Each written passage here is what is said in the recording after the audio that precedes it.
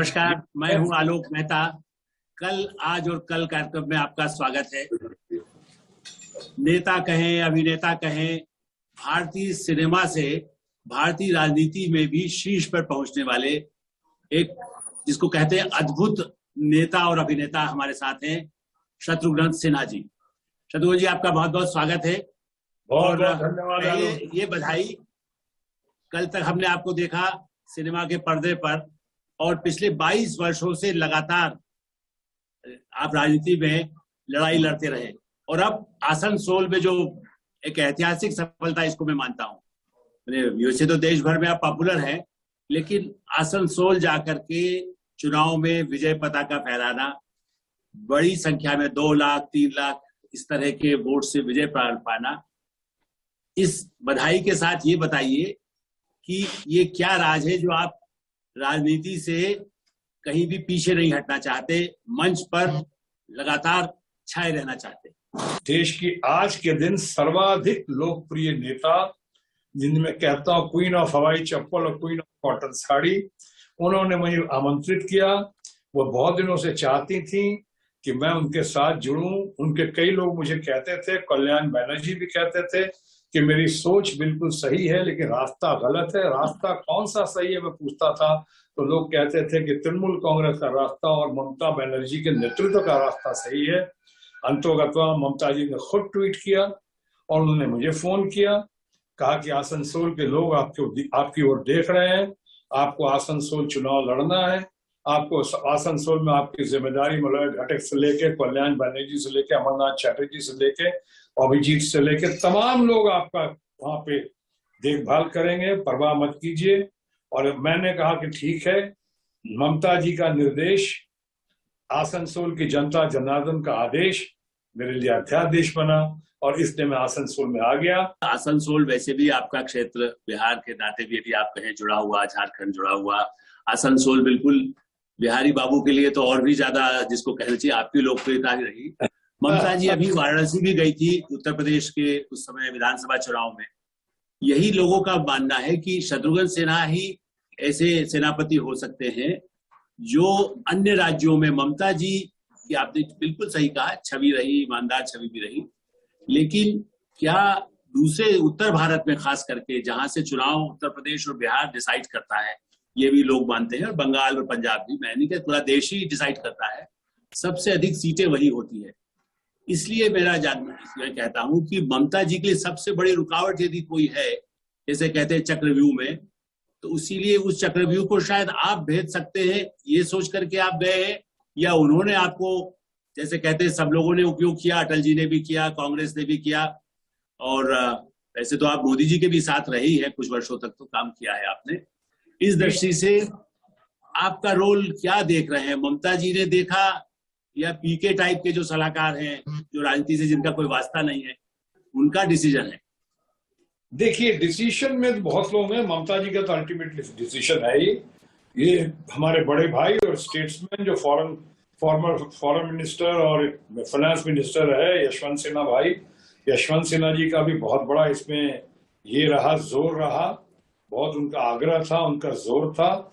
आसनसोल इसलिए भी खास है कि एक तो यहाँ के पूरा कॉस्मोपॉलिटन ही है, और आसनसोल के गेट पे ही लिखा हुआ है, बड़ा अच्छा लगता है मुझको, सिटी ऑफ ब्रदरहुड, यानी जहां सेकुलरिज्म के साथ साथ भाईचारा है, सद्भावना है, शांति है, सुख है, प्रगति और तरक्की के हम कायल हैं। यहाँ पे बड़ा अच्छा लगता है मुझको, city of brotherhood. City of brotherhood जब हमने कहा तो यहाँ पे आपको सुनकर, आपको खैर पता ही होगा, दर्शकों को सुनकर खुशी होगी कि यहाँ करीब 50% अगर हमारा बंगाली परिवार रहता है तो 50% जो है वो माइग्रेंट्स कहें कि बाहर के लोग कहें कि आप उत्तर प्रदेश के कहें कि हमारे अपने बिहार के कहें, या राजस्थान के, हरियाणा के, पंजाब के, जगह जगह, जय महाराष्ट्र के लोग हैं यहाँ पे, जगह जगह के लोग हैं। और यहाँ कोयला खादान है, 100 के करीब कोयला खादान है यहाँ पे, जबकि 47 को, अलग बात है कि 47 कोयला खादान जो है अभी 45 से ऊपर वो घाटे में चल रहे हैं, मुनाफे में नहीं चल रहे, लेकिन होंगे, हम लोग को कुछ करना होगा, वो अलग इशू है। कोयला खान में तो आपने पूरी फिल्म की है। बिल्कुल, कोयला खान पर तो आपकी फिल्म है काला पत्थर।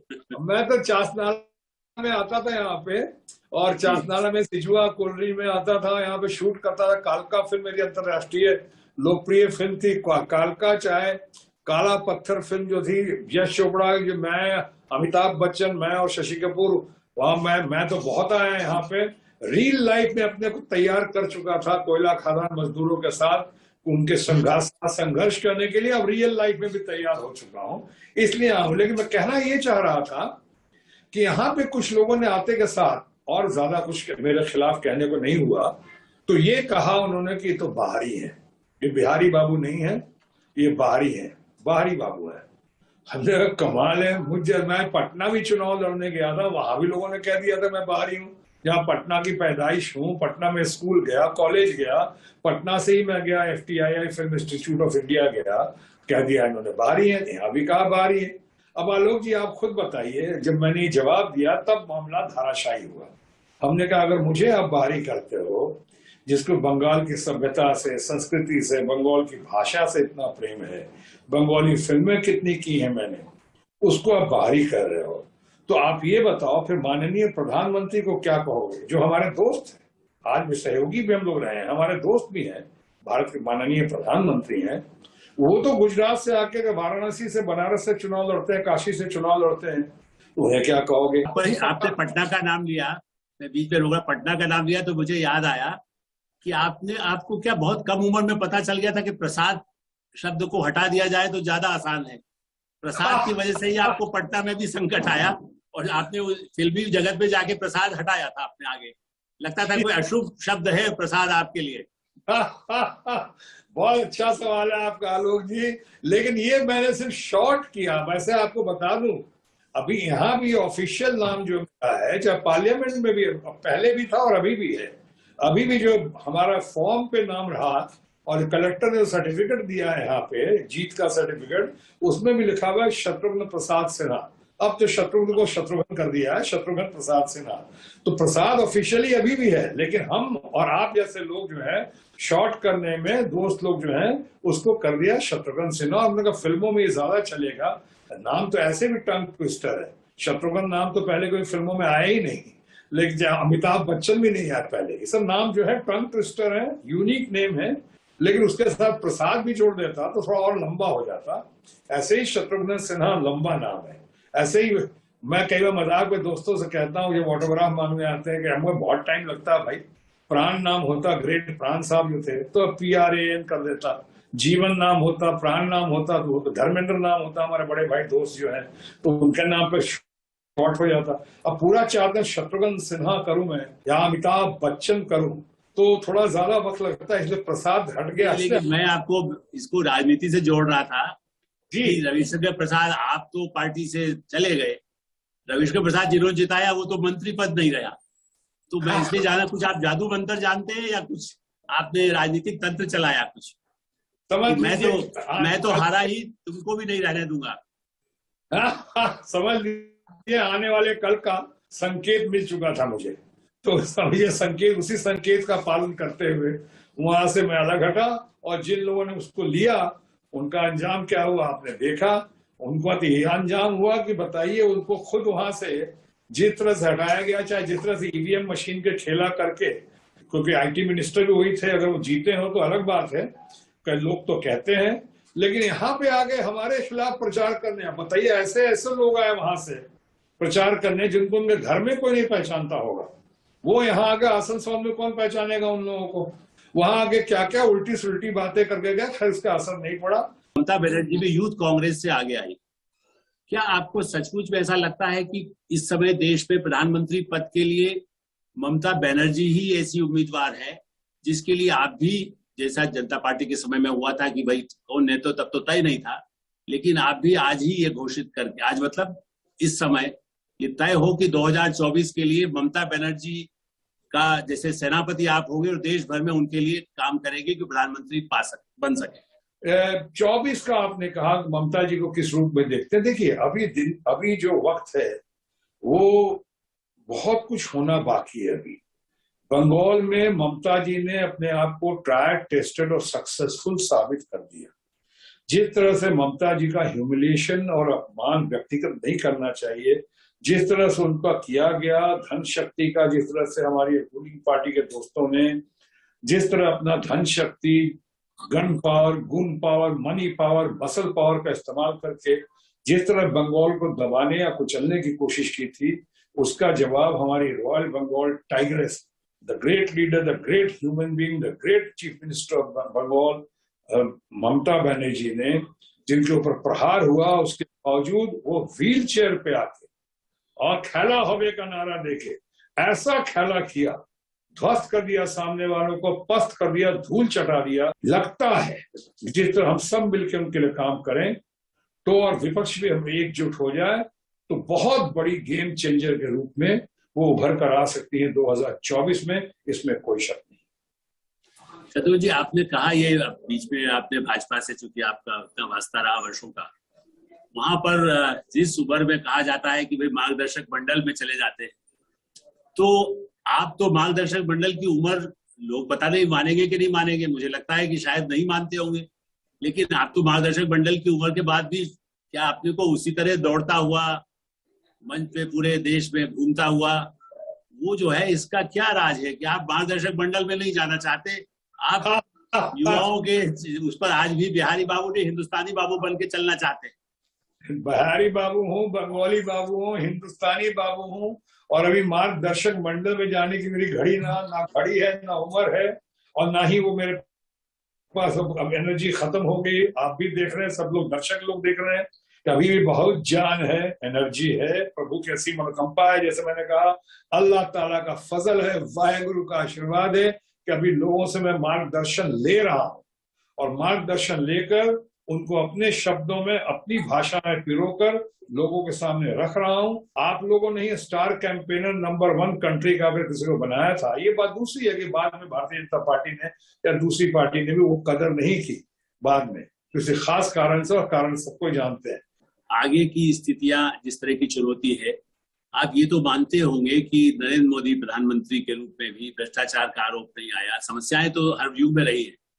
आपको लगता है उस चुनौती में सबसे बड़ी चुनौती आपकी मोदी जी के, जिसको कहते हैं गुण, क्या लगते हैं और उनके लिए खतरे क्या लगते हैं? एक जैसे कहते हैं बहुत अनुभवी नेता और समाज के साथ जुड़े हुए व्यक्ति के नाते आपको क्या लगता है? देखिए, what is the plus point of Modi ji, और व्हाट इज जिसको कहते हैं कि माइनस पॉइंट, जिसको आप चुनौती देना चाहते हैं? नहीं, मैं कौन होता हूँ चुनौती देने वाला? मैं तो मोदी जी को दोस्त ही मानता हूँ ज्यादातर, और भारत के प्रधानमंत्री तो हमारे भी प्रधानमंत्री हैं, हमारी दोस्ती भी उनसे, कोई झगड़ा तो है नहीं। आपको तो पता है मेरे बेटे की शादी में वो खास आए थे, मैं हमेशा आभारी हूँ और आभारी रहूंगा उनके लिए। मुंबई आए थे दिल्ली से वो। लेकिन मैं ये कहना चाहता हूँ उनके अंदर आज के दिन जो है, अंग्रेजी में कहावत है, you can't fool all the people all the time.